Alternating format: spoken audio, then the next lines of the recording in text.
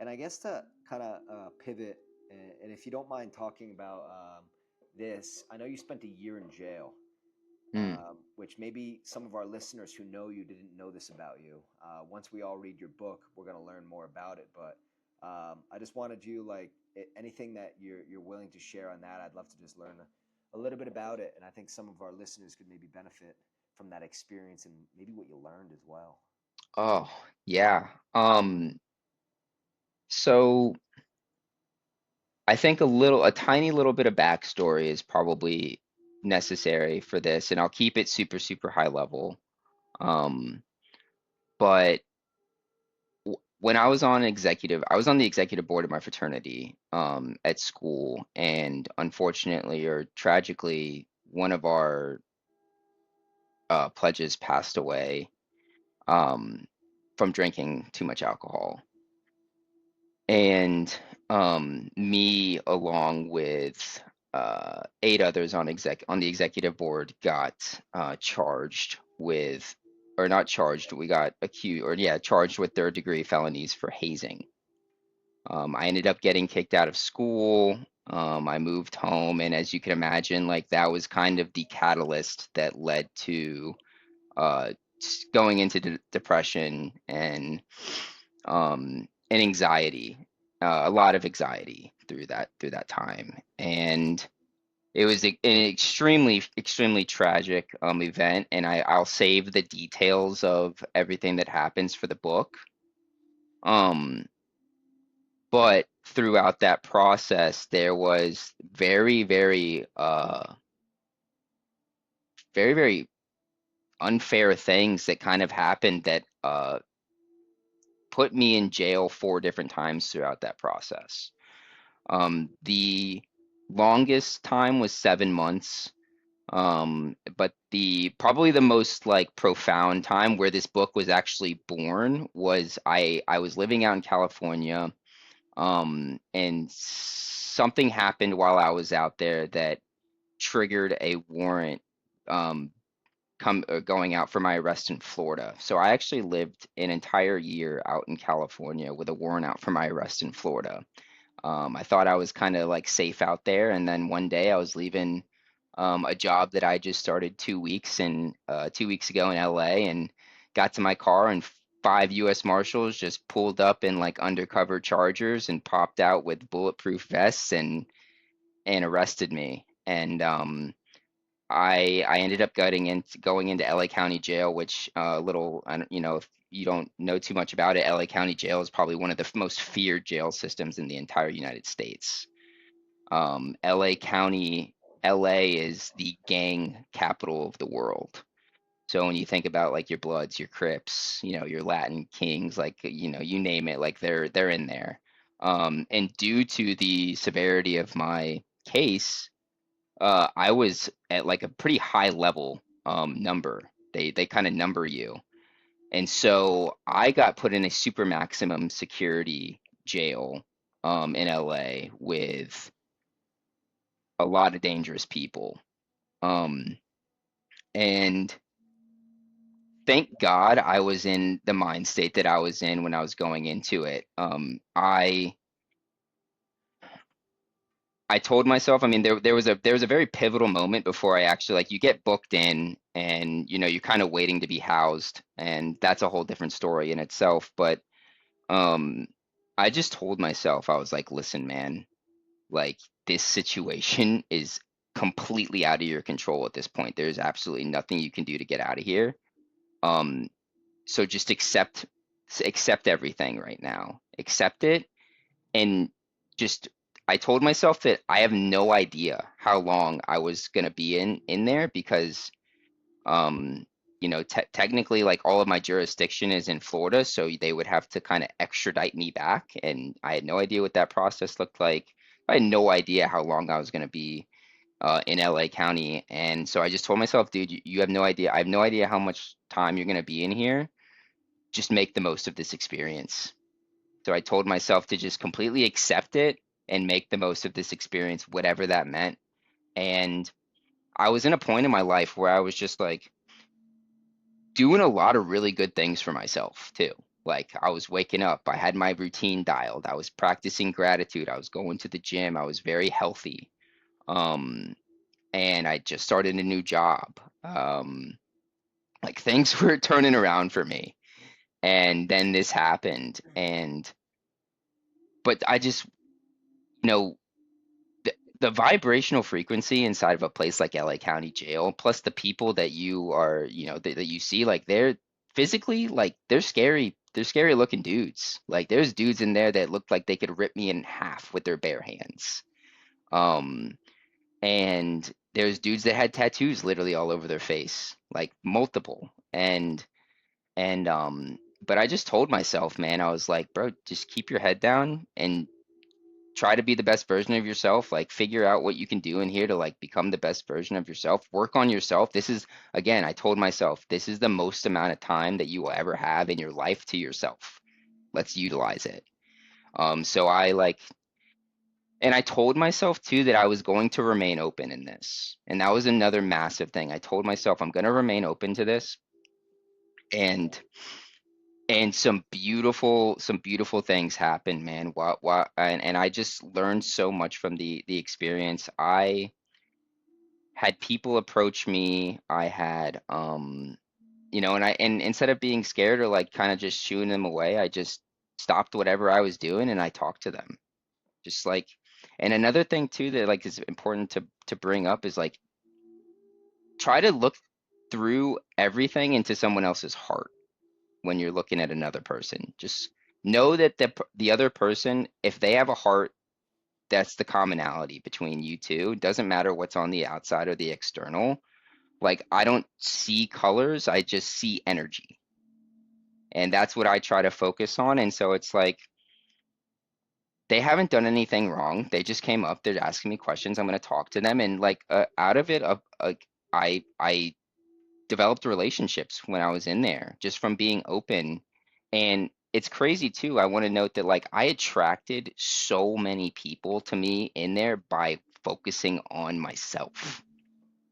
Insane the way that it works out. Like the energy, then the vibrations that I was emitting because I was just solely focused on trying to be the best version of myself in a very, very challenging place attracted so many people. Everybody wanted to like know about me.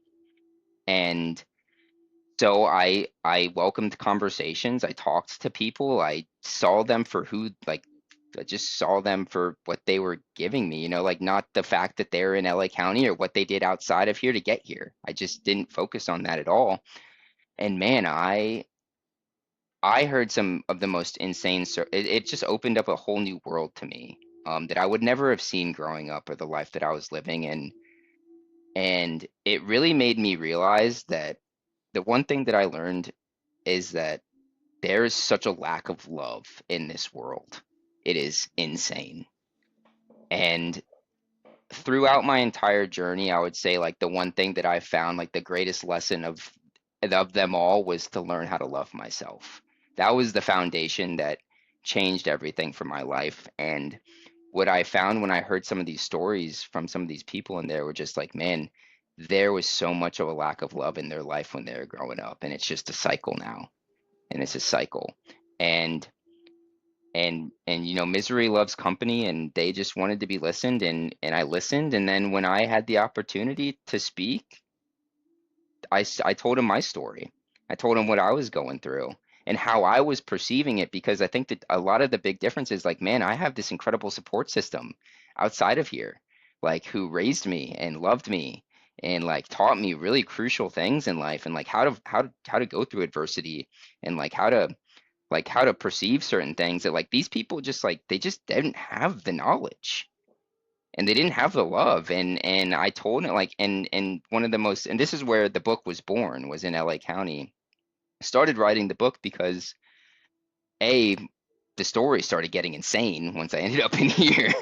And B, when I was leaving, I spent 62 days in there, and when I was leaving I had about five grown men come up to me, give me big hugs and say, "Hey man, I want to change when I get out of here." Wow. And I had no intention whatsoever of me going in there and me helping people. I had no intention of doing that, and just by being open and focusing on love and focusing on positivity and just being vulnerable and open with other people and like accepting of other people and non-judging and not judging them for who they are or what got them here, like really opened them up, man. And it was like, so it was just the most fulfilling thing that I have ever experienced in my life. And I left that experience going like, wow, I don't think even if I don't want to tell my story, I think I have to tell my story. Yeah. And so that's kind of, where I'll kind of leave it as far as the book goes. I am very close to, very, very, very close to finishing up. And we're starting to kind of like the publishing and marketing. We're finishing editing, starting the marketing and publishing process. So hopefully we're hoping to be able to publish it this year. Finding fulfillment through probably the most intense jail system in the world is just absolutely beautiful. When these people approached you, like as you were saying before, like what did they say? They were just curious in you because you're over here, you're focused on yourself. What did they say? Yo, what's up, son? Or What's up, white boy? Um, no, I mean it. I mean, I just so a lot of it resolved around like working out and stuff, really. Like, and it's so interesting. The only reason that I can do 1,000 push-ups today in a workout is because of this experience. The only reason. I would have never attempted to do 1,000 push-ups in my life, but I had this one push-up workout that I did. It's like a pyramid from like 25 all the way down to one. It's like 320 push-ups, and I thought that was an insane amount of push-ups. I got asked one time to work out with some of the guys, and they were like, and I was like, oh no, it's all good, man. Like I'm already working out today. Like we'll get another one in though. Like I'm already, I'm like halfway into it. They're like, oh, how many push-ups you doing? And I'm like 300. I'm like sitting there like, I've got them now, like 320 push-ups. And he's like, bro, that's nothing, man. We're doing 1,000 a day. And I was like, all right, that's what I'm gonna work towards in here then, 1,000 push-ups. And yeah, dude, I think the most, and then I got into a place where we had a pull-up bar, and the most push-ups I did in a single like go was 1,230. And then I think the most pull-ups I did in a day was 360. wow, Yeah, I put on 20 pounds in 2 months. wow, Yeah. I mean, food is not great in there, as you can imagine, but yeah. Kind of weird question, but my buddy was recently in jail, and he said that he thinks the food there's something in it because he wouldn't wake up with like morning wood anymore. oh, So, geez. like, did that happen to you? I Like don't when you think were that I messed don't think I had that problem, but I will say, yeah, there might be a personal problem. No, I'm just kidding. up? Um, no, they're definitely the boxes that this food comes in containers is like not for, it says literally on the box, it's like not for human consumption. Wow. It's terrible. Like it's 1,000% poison. Like yeah, what was the other the the burrito packages, not only would they microwave them up in the plastic bag for you, but Uh, on the plastic bag, it's like they had this little sign. It was like, "Don't do drugs." It's like, dude, you're killing us anyway. yeah, right. We're But having plastic. So you're leaving LA County. Five grown men come up to you and said, "Hey, I want to change." Do you think about this throughout your life often when you're going through rough times? These five guys that maybe without your support, like maybe your sprinkle there for 62 days, not only changed these guys' life, but maybe, and I'm not even sure you ever thought about this, maybe one out of these five guys would have went on a killing spree when he left LA County. But because of yeah, you, he didn't. Have you ever thought about that? I actually haven't. I haven't thought about that specifically. But I, I really do.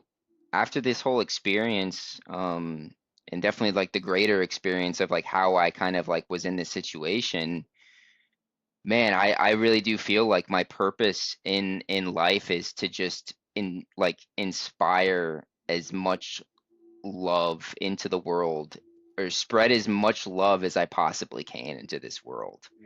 Mm, And I want to inspire people to become or work towards being the best version of themselves by embodying that myself, and I'm not perfect and I'm still working on it, um but I really do feel like, if I would just be living in my highest state if I could just help as many people as I can in this world teach them how to love themselves.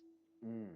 Because I And really feel strongly that no matter what external environment you get put into or you are born into, man, if you can love yourself, you have a way. You have a way out. You have a way of achieving whatever you want in life. But like it really starts with loving yourself, and I strongly believe that. wow, that's really like that right there encapsulates my whole like reason for this podcast is to find people that I feel are living in their dharma and their purpose. And Clay here had to go through a lot, a whole lot, as we've learned today, to connect to his dharma, to his purpose. And just know, like, whoever's listening, you might have to go through some really challenging things to figure out what your purpose is for being here. Because, you know, Clay was going to be in Europe, professional soccer player, professional footballer. This happened. He was going to do this. This happened. These circumstances out of his control to get him to a point where his purpose is to inspire and spread as much love into the world now, which he's doing and he's going to continue to doing. So I just really wanted to touch on that because it gave me the chills because it's part of my purpose to bring people together to help them unlock and understand their purpose. And we just like oftentimes it's not going to be easy. It's not going to be easy, and you're just a true testament to that. Where do you see Thank you, yourself man. in 10 years? Oh man, I would love to have my own podcast. That is on my list of things I want to accomplish. I have a beautiful family with Sam, some beautiful kids, and I would love to be speaking. I'd love to be speaking at events and speaking maybe in at colleges or even in the jail systems, and being like a light to anybody that I can while that they're in there, and trying to help. I would love to somehow somehow have a foundation helping people like when they get out, because it's a very difficult adjustment if you don't have support, or yeah, really just support. So yeah, I don't know, and help anybody. And I love health and wellness. I absolutely love health and wellness. It's what makes me the happiest. Working out and eating healthy, and kind of just like working towards becoming the best version of yourself. So man, I would just love to be in a position where I can provide value to others that are wanting to do better or be better.